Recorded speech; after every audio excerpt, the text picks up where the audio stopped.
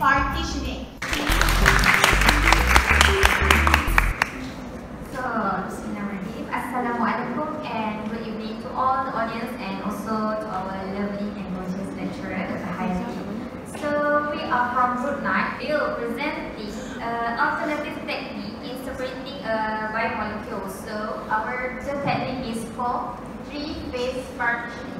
So what is three-phase partitioning? So it is a non-chromatographic technique which donates a simple and quick method for the extraction, purification, and also concentrating the protein. So this TTP is normally used one-step process, which is the employs the collective of operation of principles with numerous steps. This is the general scheme of TTP. So TTP consists of three phases, which is it utilizes the high concentration of well-buffered aqueous solution with the addition of the equal volume of alcohol. So which is alcohol is the organic solvent. So this is the effective to be used in both upstream and downstream production of protein, which means that it is also used in the small and also large manufacturing operations. So TTP is firstly revealed in the 1972 by the Tan and Lorek, which is they stated that large quantity of enzymes sustain their activities by using the TTP. Assalamualaikum and good evening. I am Nurul Ain. For my part, I will explain briefly about the basic principle of three-phase partitioning. So, the TTP, three-phase partitioning will form three phases of solutions.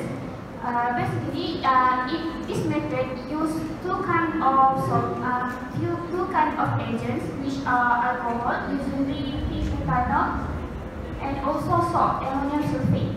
And this method is used not only for the purpose of purifying protein, but also can concentrate the protein. Okay, the function of ammonium sulfate is to precipitate the protein from water. To the audience, if you have any curiosity. So as we know, the salt ion will extract the water molecules, increase the protein-protein interaction, and lead to the precipitation of protein. So the second agent, alcohol, is used to separate the protein from the salty water. Alcohol will bind to the hydrophobic part of the protein and cause the protein to float on the interface of the aqueous phase, the lower phase. So this is how the protein being separated through the three-phase solution. The upper layer, the T-butanol, contains the non-polar compound like pigment and lipid. Meanwhile, the lower layer, the lower phase, contains the polar compound like protein and carbohydrate. So, after explaining the basic principles, I'm going to explain about how these three-phase partitionings being work. Okay. Briefly, this TTP is a one-step process, and there is numerous techniques that has been used in this process. The first one is sorting out, isoionic precipitations, cold solvents precipitation, which is by using butanol. Osmolytics is also a same as the osmolysis theory, and cosmotropic precipitations. So here come to the flow. Let's see how this process go. The first step is we're going to add in first the alcohol, which is the butanol. Next, we're going to add in the salt, which is the ammonium sulfate. And separation is going to happen after you add in the salt. And lastly, we're going to harvest it. So let's look in details how each step work. So the first step, adding alcohol, which is butanol.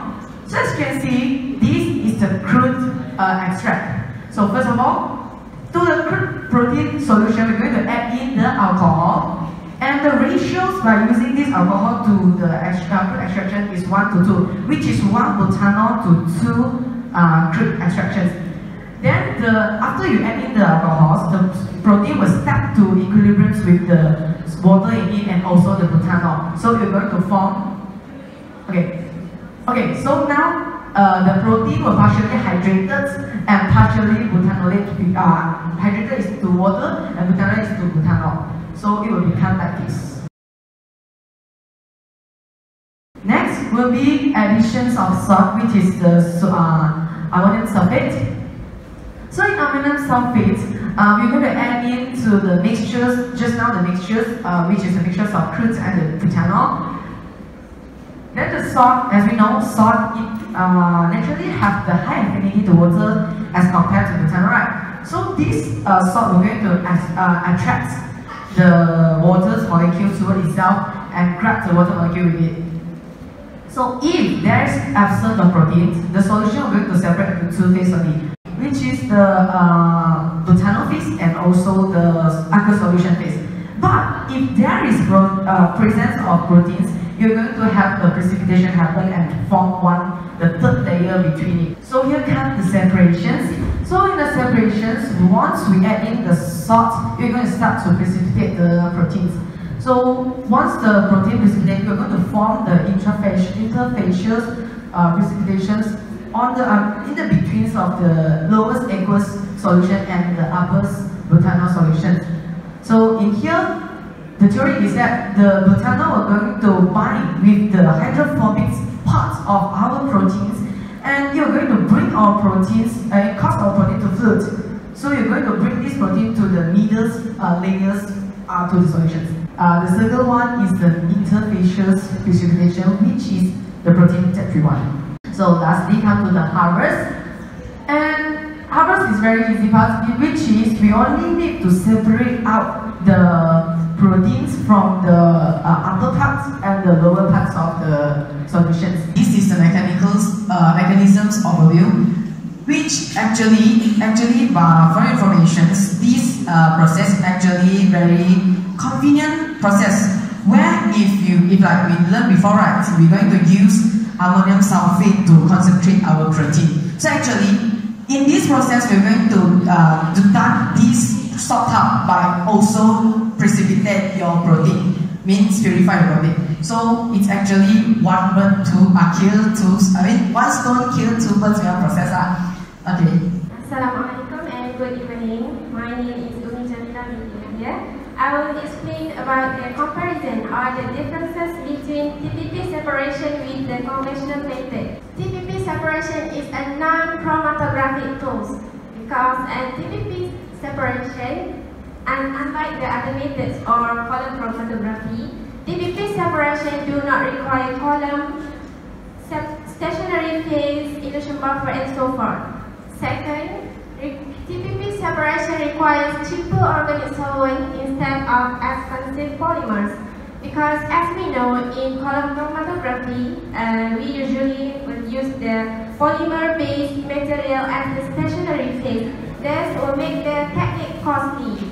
The third one is the TPP separation purifies as well as concentrates the protein in one phase.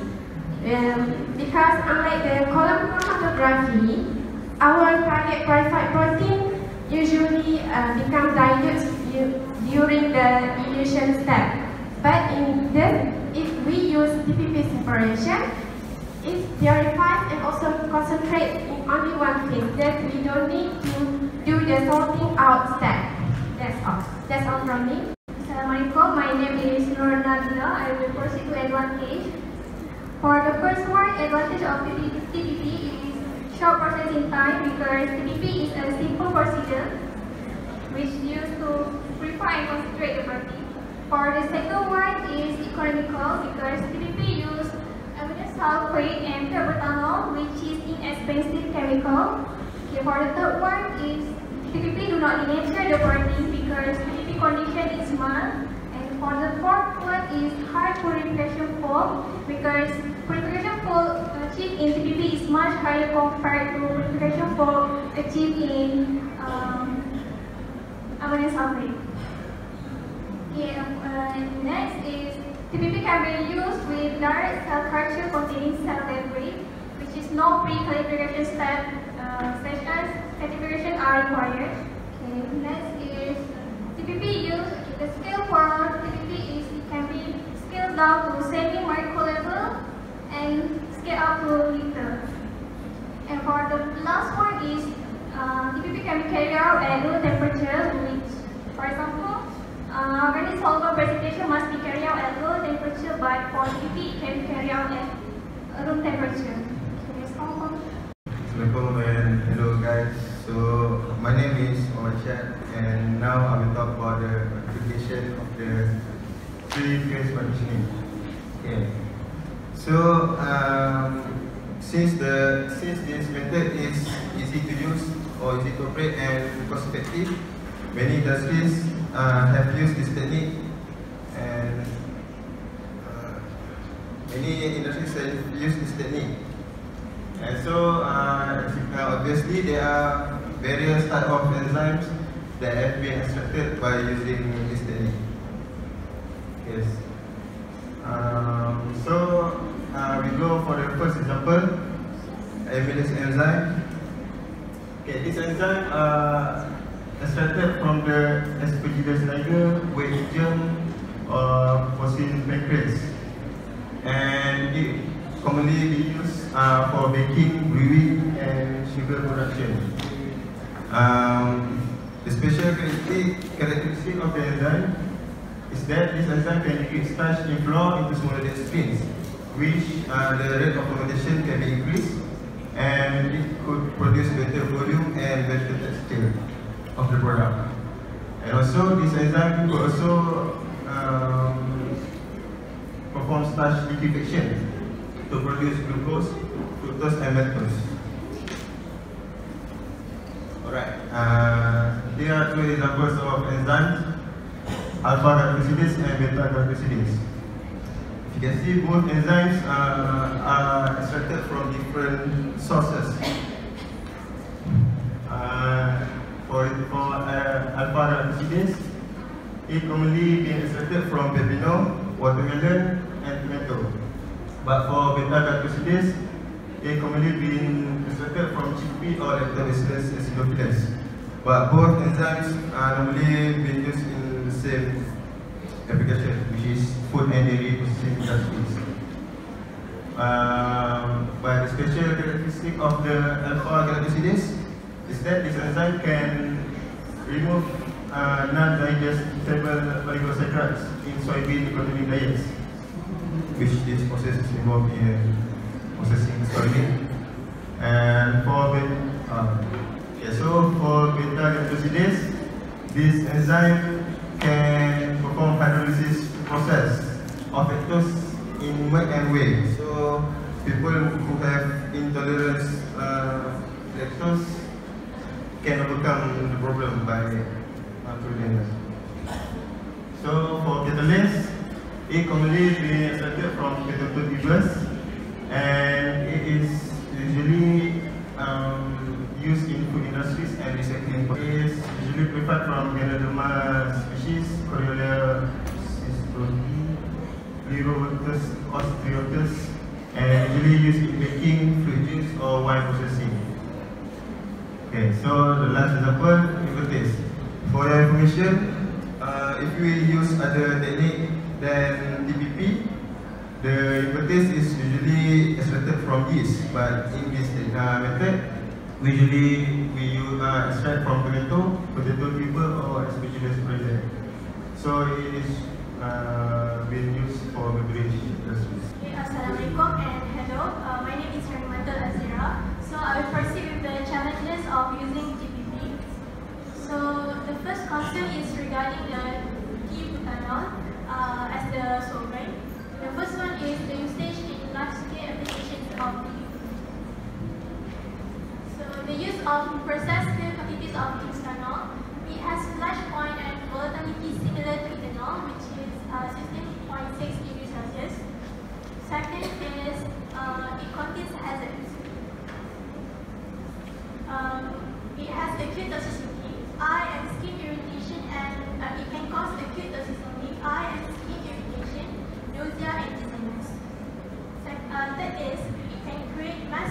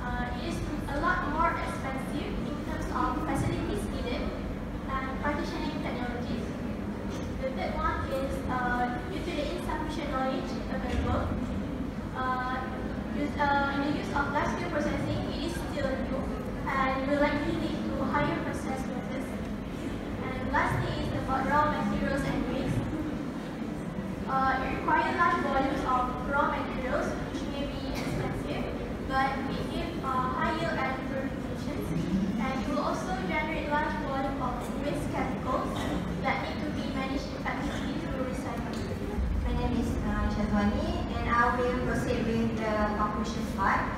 So basically, TPP is a simple single-step process which is economical and efficient for separation. Besides, TPP also has outstanding potential as an alternative over the conventional separation and purification method for the recovery of protein. Next is this method can be well adapted as it is commercially available equipment, but some modification is required to obtain better uniformity of flow to avoid the super saturation and inadequate distribution. Next is TPP has possibility of incorporating with other approaches to enhance the separation process is very promising, showing the potential of TPP to be used for the extraction biomolecules other than proteins. Last but not least, this method has the optimization step can also be established to evaluate the effect of numerous process parameters on the recovery, yield, and purity of the protein extraction. That's all from us. Okay, thank you for Group 9. Now I open up the floor for any question. My question is, instead of butanol, is there any organic solvent that can be used in TPP? Answer is yes. Instead of butanol, we can use methanol, propanol as the organic solvent in partitioning method. But butanol is the most widely used as the organic solvent because a lot of previous studies reported that this type of solvent give the best result. Means it produces a high yield of target protein. What type of protein that normally purified by TPP? Is that only enzyme? Is that the question? Okay, apart from enzyme, there are also studies on extraction of oil from plant source. What's the degree of purity that you can achieve using TPP? Can you achieve high purity purification using TPP? Based on journal that I read, they can achieve up to 95%. If TPP alone, it cannot promise to get a very high purified degrees. But then there are in the journal there are several methods which are in couples with the TPPs to get a 95% purity. So if you want to get very high purity, so let's say using the CIPP strategy, in each step of CIPP can be incorporated. Capture and intermediate, because we can load in high volume. Intermediate because we can separate based on the hydrophobicity.